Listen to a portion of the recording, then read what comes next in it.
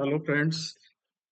आज हम बात करेंगे प्रेजेंट कंटिन्यूअस टेंस। कल जैसे मैंने बताया था आपको प्रेजेंट सिंपल टेंस के बारे में, उसके तीनों एफर्मेटिव, नेगेटिव, इंटरोगेटिव स्ट्रक्चर्स बताए थे, उसके यूजेस बताए थे और उसके एग्जाम्पल दिए थे। एग्जाम में कैसे मिस्टेक्स आपसे पूछी जा सकती हैं उनको डिस्कस किया था। तो आज उसी तरीके से आज हम प्रेजेंट कंटिन्यूअस के बारे में बात करेंगे। प्रेजेंट कंटिन्यूअस में सबसे पहले इसके यूजेस क्या है। इसके यूजेस हैं, number one, action going on at the time of speaking. जैसे मैं अभी आपसे बात कर रहा हूँ, इसमें कोई भी एक्शन हो रहा है, जैसे मैं आपको इंग्लिश पढ़ा रहा हूँ, तो इसमें कौन सा टेंस यूज करेंगे? Present continuous tense. Temporary action, temporary action का मतलब होता है कि आजकल कोई आप कार्य कर रहे हैं, वो आपका परमानेंट जॉब नहीं है या परमानेंट आपका वो रूटीन नहीं है, लेकिन आजकल कर रहे हैं उसको। सकता है कि आप बात करते समय उस काम को ना कर रहे हो। जैसे आप कहें कि आजकल आप क्या कर रहे हैं, तो आप कहेंगे हम इंग्लिश सीख रहे हैं। तो जरूरी थोड़ा है कि आप जिसमें उसको बताएंगे आप इंग्लिश सीख रहे होंगे, यानी उस दौरान आप क्या कर रहे हैं। ठीक है, टेम्परेरी, ये परमानेंट जॉब नहीं है। जैसे मैं इंग्लिश पढ़ा रहा हूँ, अगर ये मेरा परमानेंट जॉब होगा तो मैं बोलूंगा अब मैं इंग्लिश पढ़ाता हूँ, यानी प्रेजेंट सिंपल टेंस यूज करूंगा। लेकिन आजकल ये काम कर रहा हूँ, ये परमानेंट जॉब नहीं है। जैसे छुट्टी में मैंने सपोज कर पढ़ा रहा हूँ, मैंने एक हफ्ते की छुट्टी ली, उस समय मैं इंग्लिश पढ़ा रहा हूँ, तो वो टेम्परेरी एक्शन है। उस समय यूज करेंगे प्रेजेंट कंटिन्यूअस टेंस यूज। और आपका इसका जो स्ट्रक्चर है, स्ट्रक्चर में सबसे पहले क्या है कि सब्जेक्ट, और सब्जेक्ट के बाद बी की फॉर्म इज आर एम। तो इसमें इज कहाँ पर लगाएंगे? ही सी इट के साथ। जो आपने जहां पर एस या ई एस लगाया था प्रेजेंट सिंपल टेंस में, यानी थर्ड पर्सन सिंगुलर सब्जेक्ट हो, कोई एक नाम हो, जैसे राम हो, श्याम हो, सीता हो, गीता हो, ओके, या उसका प्रोनाउन ही सी इट हो, तो वहां पर हम लगाएंगे इज। आई अगर सब्जेक्ट हो तो लगाएंगे एम, और बाकी सबके साथ लगाएंगे आर, और उसके बाद लगाएंगे वर्ब की फर्स्ट फॉर्म और के साथ आईएनजी। अगर ऑब्जेक्ट है तो ऑब्जेक्ट लगाएंगे। देखिए, जैसे मैं किताब पढ़ रहा हूँ, तो क्या कहेंगे? आई के साथ एम लगाया, फिर रीड के साथ आईएनजी लगाया और ऑब्जेक्ट लगा, I am reading a book. ठीक है। हम क्रिकेट खेल रहे हैं, वी आर प्लेइंग क्रिकेट। तुम टीवी देख रहे हो तो यू आर वॉचिंग टीवी। ठीक है। अब देखिए, वह पत्र लिख रहा है, तो ही के साथ क्या लगाया हमने? इज लगाया, he is writing a letter. वह खाना बना रही है, तो सी के साथ क्या लगाया हमने? इज लगाया, तो सी इज कुकिंग फूड। अगर नेगेटिव हो तो आप इज आर एम के बाद नोट लगाएंगे, बाकी सेम रहेगा। जैसे मैं किताब नहीं पढ़ रहा हूं, तो आप क्या कहेंगे? I am not reading a book. हम क्रिकेट नहीं खेल रहे हैं, तो क्या कहेंगे? We are not playing cricket. तुम टीवी नहीं देख रहे हो, तो क्या कहेंगे? You are not watching TV.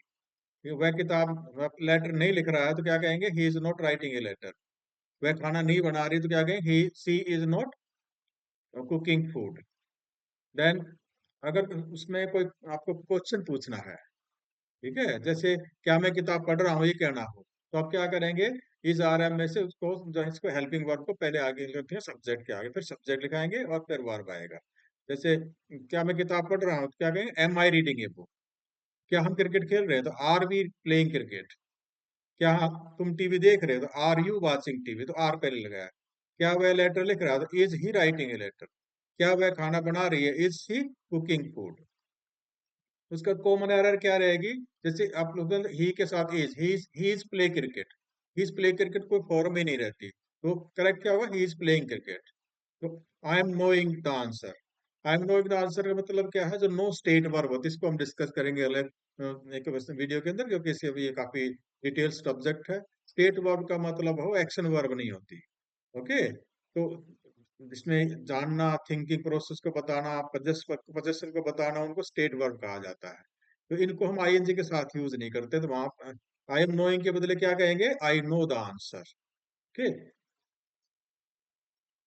Then next step, fill in the blanks में आएगा अगर आपका क्वेश्चन, तो he dash reading a newspaper. तो आपको पता है कि आपको कौन सा टेंस लगाया? कंटिन्यूअस टेंस लगाया। तो ही के साथ आर तो आएगा नहीं, एम आएगा नहीं, ठीक है। तो इसमें वाज भी आ सकता है और इज भी आ सकता है। ही वाज रीडिंग, अब नाउ आ रहा है तो वाज नहीं आएगा। ओके, तो एक ही ऑप्शन क्या, he is reading a newspaper now. ठीक है। देन होता तो क्या लगाते हैं वहां पर? हम वाज लगाते हैं। वी डैश प्लेइंग फुटबॉल, हम फुटबॉल खेल रहे हैं, तो के साथ वी के साथ क्या आएगा? इसमें आर आएगा। अगर पास्ट टेंस की बात होगी तो B were playing football. Okay. तो सी इज डैश फूड, तो फूड मतलब खाना बना रही है, तो खाना बना रही है के लिए कौन सा ई के साथ कौन सा आएगा, आईएनजी फॉर कुकिंग आएगा।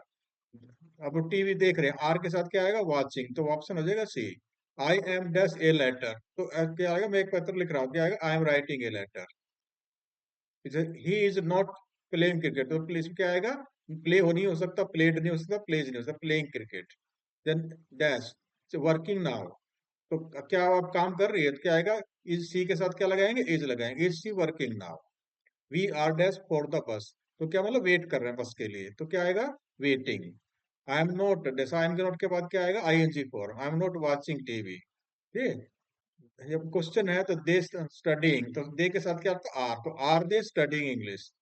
ठीक है, तो ये आपका, ये आंसर भी दिए हुए हैं पहले का, अगर आपको एक्सेस करना हो तो आप प्रैक्टिस करके इसके आंसर भी एक्सेस कर सकते हैं। ओके, आज के लिए इतना ही।